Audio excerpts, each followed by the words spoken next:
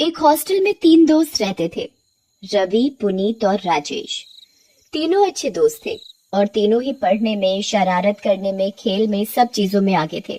इसलिए सब उनको पसंद करते थे और इसी बात का फायदा उन लोगों को मिल जाता था।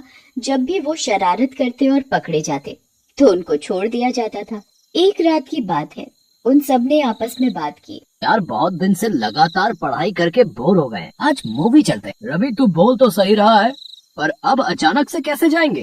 भाई मेरे पास एक आइडिया है, रात 9 बजे वाले शो में चलते हैं। सबको बोल देंगे कि तबीयत खराब है और सोने चले जाएंगे और एक सही मौका देख के निकल लेंगे। क्या कहते हो तुम लोग? सही कहा राजेश, आज रात ऐसा ही करते हैं। उस रात तीनों ने ऐसा ही किया और अपने हॉस्टल से 6 किलोमीटर दूर एक थिएटर में मूवी देखने चले गए। उस टाइम या तो वो पैदल जाते या साइकिल से, उनके पास और कोई रास्ता नहीं था, तो वो तीनों एक ही साइकिल पर चल दिए। रात अंधेरी थी तो उन्होंने अपने साथ एक टॉर्च लाइट भी रख लिया। मूवी हॉरर थी। मूवी खत्म होते होते 12 बज गए। सब लोग अपनी अपनी गाड़ियों से, कोई रिक्शे से, कोई अपनी मोटरसाइकिल से, तो कोई अपनी साइकिल से, सब लोग धीरे धीरे अपने घर को चले जाते हैं। पर इनके हॉस्टल का रास्ता दूसरी तरफ था और ये तीनों मूवी देख के बहुत डर गए थे। भाई मेरी मानो तो आज हॉस्टल नहीं जाते, बहुत डर लग रहा है। मुझे भी बहुत डर लग रहा है, कितना भयानक जंगल है। बेटा आज हॉस्टल नहीं पहुंचा ना तो कल क्लास लग जानी है। कुछ भी हो आज हॉस्टल जाना ही होगा। पुनीत सही कह रहा है राजेश, डरने से क्या होगा, मन से डर को निकालते हैं और हॉस्टल चलते हैं। वैसे भी ये सब फिल्में काल्पनिक होती हैं, ये हमारे मनोरंजन के लिए बनाया जाता है और हॉस्टल में भी सब परेशान हो रहे होंगे। जंगल के भूत से तो हम बच जाएंगे, पर हॉस्टल के भूतों से हमें कौन बचाएगा? ऐसा बोलकर तीनों हंसने लगते हैं और साइकिल लेकर हॉस्टल की ओर चल देते हैं। हॉस्टल और थिएटर वाले रास्ते में एक छोटा सा जंगल पड़ता था। वो बहुत डरावना और अंधेरा भरा था। जब ये लोग वहाँ से गुजर रहे थे तो तीनों बहुत डरे हुए थे। टॉर्च की लाइट में रास्ता देखते देखते धीरे धीरे साइकिल चला रहे थे। तभी साइकिल के आगे बैठे रवि ने बोला, भाई ये पेड़ पर क्या लटक रहा है? भाई नीचे नहीं, पेड़ पर देखो। तीनों ने जैसे ही पेड़ पर देखा, एक चुड़ैल का लटकता हुआ हाथ उनके साइकिल के हैंडल पर आ गिरता है। तीनों डर के मारे बेहोश हो जाते हैं। सुबह जब 4 बजे पुलिस की पेट्रोलिंग जीप आई तो पुलिस वालों ने उनके चेहरे पर पानी मारा और उनके होश में आने पर उनसे उनका एड्रेस पूछकर उनको हॉस्टल में छोड़ा। उन तीनों का कल रात की घटना से सर भारी था। वो हॉस्टल पहुंचकर फ्रेश होके कुछ नाश्ता करके दोबारा सो गए। किसी से भी उन लोगों ने रात की घटना का जिक्र नहीं किया। रात हुई पर दिन में अच्छी नींद लेने के कारण उन तीनों को रात में नींद नहीं आ रही थी।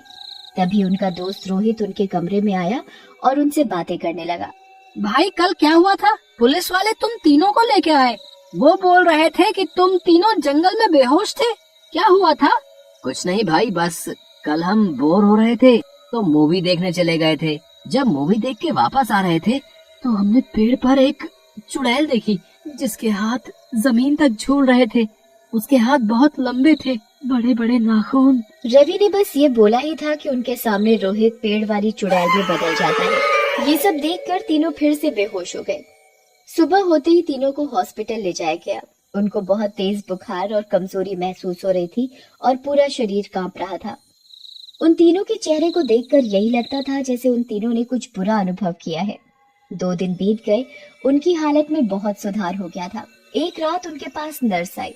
उसने तीनों को दवा और इंजेक्शन लगाकर उनके पास बैठ गई और बोली, अब पहले से कैसा लग रहा है? हम सब पहले से ठीक हैं। चलो अच्छी बात है, तुम सब जल्दी ठीक हो जाओगे। अच्छा बताओ, आखिर तुम लोगों को हुआ क्या था?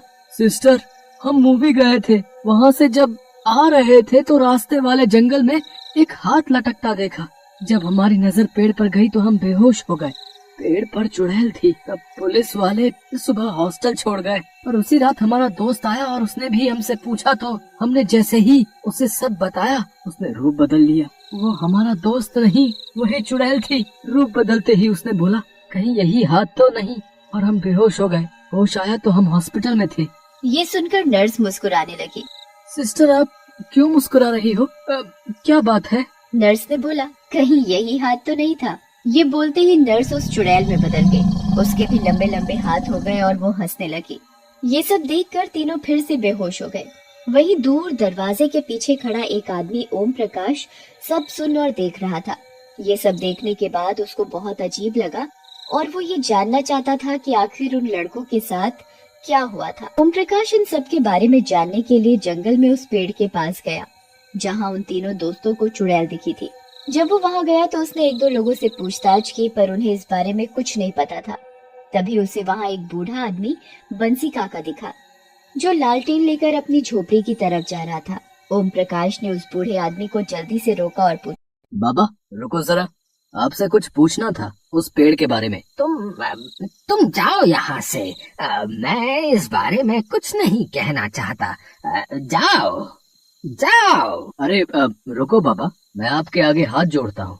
बच्चों का सवाल है। 2 दिन पहले पेड़ के नीचे वहाँ उस हॉस्टल के 3 बच्चों की हालत बहुत बुरी हुई। उन बच्चों ने बताया था कि उनके साथ इस पेड़ के पास कुछ दुर्घटना हुई। मेरा मतलब है उन्होंने कुछ भूत चुड़ैल जैसा कुछ देखा, जिसकी वजह से वो 3 दोस्त डर की वजह से सदमे में चले गए। बंसी काका ये सारी बातें बड़े ध्यान से सुन रहे थे। ओह, तो ये सब फिर हो गया।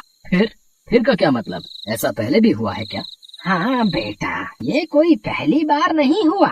ऐसी दुर्घटनाएं पहले भी कई बार हो चुकी हैं। हॉस्टल का कोई भी आता जाता है, उसके साथ ऐसा ही होता है।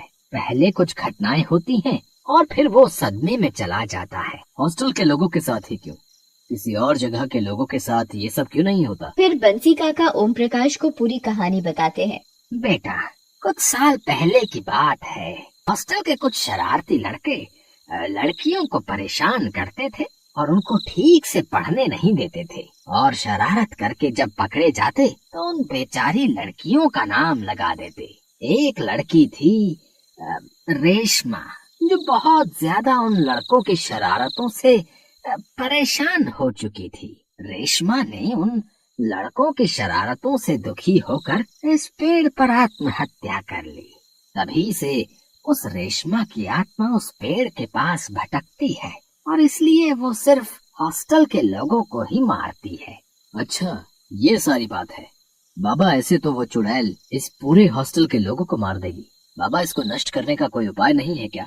हाँ, एक उपाय तो है।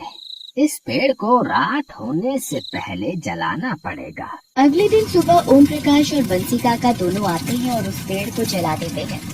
पर जब बंसी काका और ओम प्रकाश जंगल वापस लौट रहे थे, तभी उन्हें ऐसा महसूस हुआ जैसे कोई उनका पीछा कर रहा है।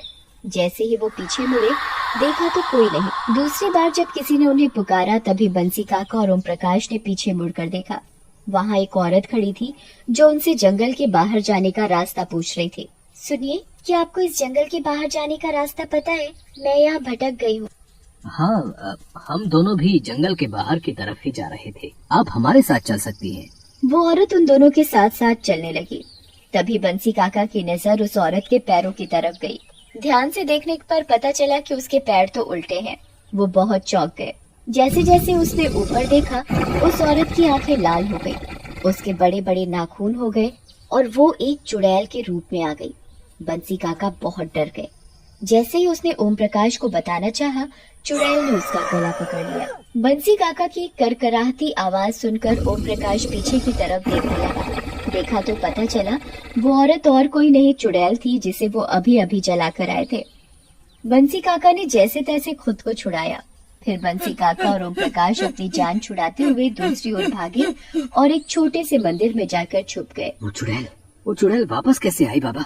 हमने तो उस पेड़ को जलाकर उसे मुक्त कर दिया था ना। हाँ, वही तो मैं भी सोच रहा हूँ। वो चुड़ैल वापस कैसे आई? थोड़ी देर सोचने के बाद बंसी काका को याद आया। वो चुड़ैल अपना बदला लेने इसलिए आई है क्योंकि उसे उन लड़कियों से माफी मंगवानी है। अब एक ही रास्ता है, वो लड़के उस चुड़ैल से माफी मांगे और उससे कहें कि आज के बाद कोई लड़की तो क्या, हॉस्टल का कोई भी इंसान किसी भी व्यक्ति को परेशान नहीं करेगा।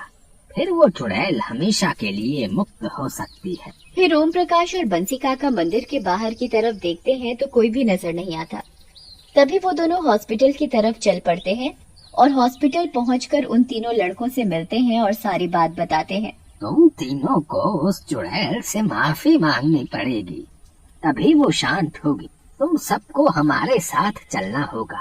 वो चुड़ैल जरूर उस पेड़ के पास ही होगी जिसे हमने जलाया था। सुमित, पुनीत, राजेश, ओम प्रकाश और बंसी काका साथ मिलकर उस चुड़ैल के पास जाते हैं। चुड़ैल वहीं उस पेड़ पर बैठी होती है। सुमित, पुनीत और राजेश जैसे ही उस चुड़ैल के पास जाते हैं, चुड़ैल उसे मारने के लिए आती है। सुमित, पुनीत और राजेश उस चुड़ैल के सामने अपने घुटनों पर बैठकर उससे हाथ जोड़कर माफी मांगने लगते हैं। चुड़ैल, हमें माफ कर दो। हम दोबारा किसी भी व्यक्ति को परेशान नहीं करेंगे। हम आपसे वादा करते हैं, और जो आपके साथ हुआ आज के बाद किसी के साथ नहीं होगा। हमें हमारी गलती का पछतावा हो चुका है। ठीक है, मैं तुम्हारी माफी से सहमत हूँ।